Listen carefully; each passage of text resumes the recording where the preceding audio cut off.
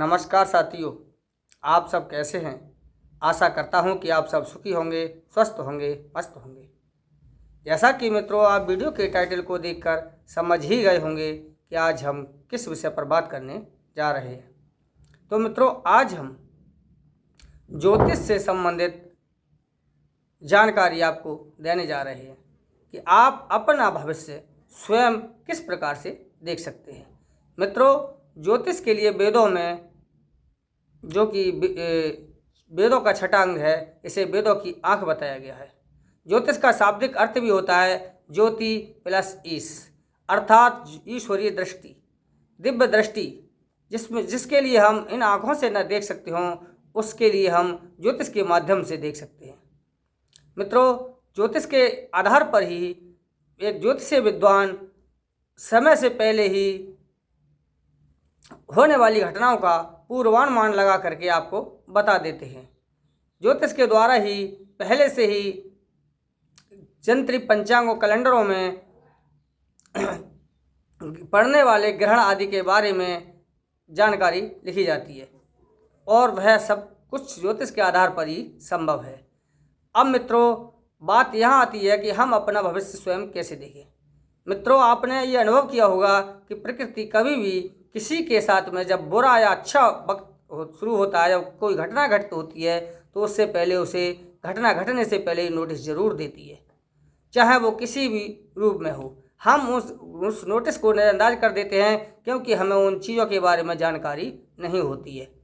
मित्रों चाहे वो आपके लिए किसी स्वप्न के माध्यम से जानकारी हो या कोई अंग फड़कना आदि हो, यानी या कोई अन्य प्राकृतिक संकेत हो, कुल मिलाकर के प्रकृति कभी भी किसी व्यक्ति को बिना नोटिस किए, बिना सूचना किए कोई भी नफ़ा नुकसान नहीं करती है। अर्थात आपके साथ में कुछ घटना जब घटने को होती है उससे पहले आपको कुछ ना कुछ संकेत अवश्य मिलते हैं, लेकिन हमें उनके बारे में कोई जानकारी न होने से हम उन्हें नज़रअंदाज कर देते हैं और हमें होने वाली घटनाओं का आभास नहीं होता है। तो मित्रों हमारे प्राचीन विद्वानों ने अनेक प्रकार के ग्रंथ और शास्त्रों की रचना की है। ज्योतिष से संबंधित अनेक बातें बताई हैं जिनका हम अध्ययन करके हम स्वयं एक सफल ज्योतिषी बन सकते हैं। मित्रों कभी कभी आपने देखा होगा कि किसी ज्योतिषी के द्वारा बताई गई बात झूठी भी हो जाती है, लेकिन वह बात झूठी गलत सिद्ध होने में ज्योतिष का कोई दोष नहीं, परंतु ज्योतिष के जो जानकार विद्वान हैं उनसे कहीं ना कहीं कोई त्रुटि हो जाती है, जिसके कारण से ज्योतिष का जो फलादेश है वो गलत हो जाता है। अब बात यह है कि हम पढ़ लिख कर कितने भी विद्वान हो जाएं, लेकिन हम फिर भी जब ज्योतिष के बारे में जब कोई जिज्ञासा उत्पन्न होती है, कुछ हमारे साथ कोई अनहोनी कोई घटनाएं घटने लगती हैं, तो हम ऐसे व्यक्तियों के पास जाते हैं जो कि हमसे कम पढ़े लिखे हैं।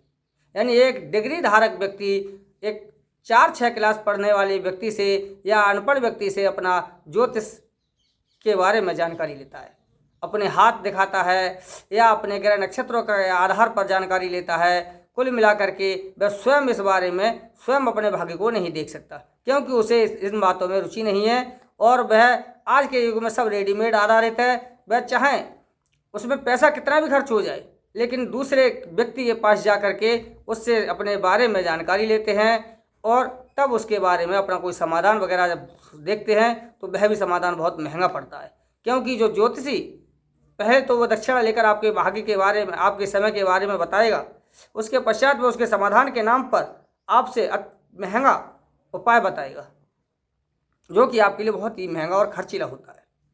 आज हम आपके लिए इस वीडियो के माध्यम से बहुत ही सस्ता, सुलभ और अपने भाग्य के बारे में, समय के बारे में हम कैसे जानें, ऐसी विद्या के बारे में बताने जा रहे हैं जिसमें किसी भी हमें ग्रह नक्षत्र का कोई जोड़ घटा उगड़ा भाग नहीं करना है, उसके ग्रह दशा के भाव को नहीं देखना है कि कौन सा ग्रह किस भाव में बैठा है, हमें किसी हस्तरेखा के बारे में भी नहीं, हम अपने भाग्य के लिए स्वयं कैसे देखें, और इतनी सरल विद्या के बारे में बता रहे हैं। उसके माध्यम से आप अपने भाग्य के, अपने समय, ज्योतिष के आधार पर अपने समय का निरीक्षण कर सकते हैं कि हमारा समय कैसा है, और उसके समय को यदि गलत है तो उसमें कुछ ऐसे उपाय हैं जिनके आधार पर आप बहुत ही सस्ते, सरल और कम मेहनत के ऐसे उपाय हैं जिनसे आप अपने भाग्य में परिवर्तन कर सकते हैं, अपने बुरे वक्त में बदलाव ला सकते हैं। तो मित्रों, ये है स्वयं सिद्ध विद्या शिव सूर्योदय शास्त्र में वर्णित स्वर योग विद्या है। मित्रों, हमारे जीवन में श्वास अति महत्वपूर्ण है। यदि श्वास निकल जाती है तो व्यक्ति का पार्थिव शरीर रह जाता है। तो यही श्वास हमारे शरीर में 3 प्रकार से चला करती है।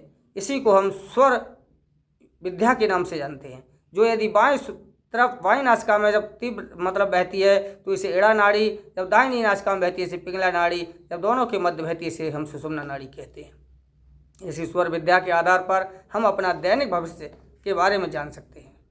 इसके लिए मित्रों हमें क्या करना है, हमें किसी भी पक्ष की प्रतिपदा से अपने भविष्य की गणना शुरू करनी है।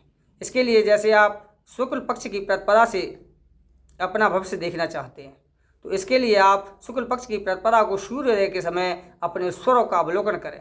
तो उसमें आपका शुक्ल पक्ष की प्रतिपदा को आपका बायां स्वर सूर्योदय के समय चलना चाहिए। यदि इसके विपरीत चलता है तब आपका दिन अशुभ है, और यदि बायां स्वर चलता है तो आपका दिन शुभ रहेगा और आपके लिए अपने प्रत्येक कार्य में सफलता मिलने के योग रहेंगे। मित्रों, इसी प्रकार से हमारा शुक्ल पक्ष की प्रतिपदा से तृतीया तक बायां स्वर, और चतुर्थी से षष्ठी तक दायां स्वर, सप्तमी से नवमी तक बायां स्वर, दशमी से द्वादशी तक दायां स्वर और त्रयोदशी से अमावस्या तक बायां स्वर चलना चाहिए। इस प्रकार से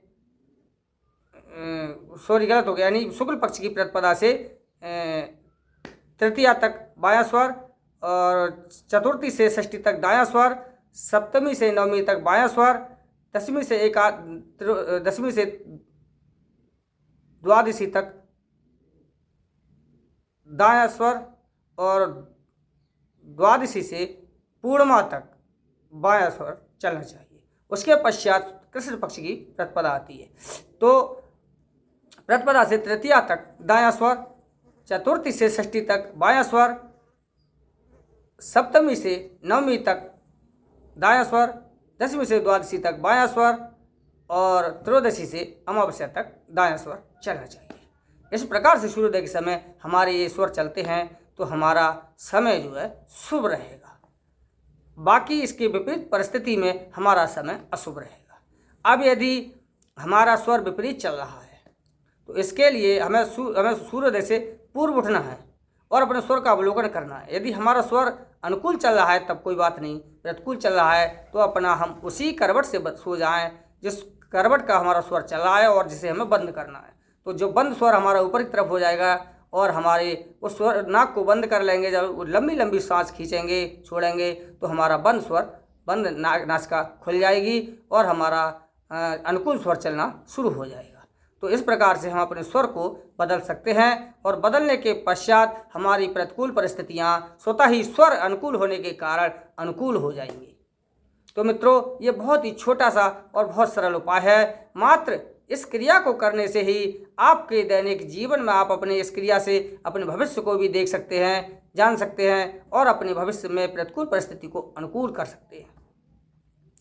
और इसमें जब भी हम कोई कार्य करते हैं तो उस कार्य को करने के लिए भी यदि हम स्वर की विपरीत स्थिति में कार्य करते हैं तो कार्य में हमें लाभ के बजाय हानि होती है। यदि स्वर अनुकूल हो कार्य के हिसाब से तब यदि हम कार्य करते हैं तो हमारे लिए कार्य में अनुकूलता प्राप्त होती है, कार्य सिद्ध होता है। इसके बारे में आप इस चैनल में अनेक मैंने इस संबंध में वीडियो अपलोड किए हैं। आप स्वर के हिसाब से हमें किस प्रकार से कौन सा कार्य करना चाहिए, आप वीडियो देख करके अपने दैनिक जीवन को अपने अनुकूल बना सकते हैं, विपरीत परिस्थितियों को अनुकूल बना सकते हैं और अपने प्रत्येक कार्य में सफलता प्राप्त कर सकते हैं। इसके लिए हम चैनल के इस वीडियो के डिस्क्रिप्शन में उन वीडियो के लिंक दे दिए हैं, जिन्हें देख करके आप अपने जीवन में अशुभ समय को शुभ में बदल करके अपने मन चाहे कार्यों में सफलता प्राप्त कर सकते हैं। तो मित्रों, ये छोटा सा मैंने भविष्य देखने के बारे में आपके लिए उपाय बताया है। और यदि आपको वार्षिक भविष्य देखना है तो आप चैत्र शुक्ल पक्ष की जो गुड़ी पड़वा होती है उसके लिए आप सुबह सूर्योदय के समय अपने स्वर का अवलोकन करें। यदि आपका बायां स्वर चलता है तो आपका पूरा वर्ष आपके लिए शुभ रहेगा। यदि आपका इसके विपरीत स्वर चलता है तो समय आपके अशुभ रहेगा। इसके लिए आप पूरे वर्ष के लिए भविष्यफल जान सकते हैं और पूरे वर्ष को अपने अनुकूल कर सकते हैं।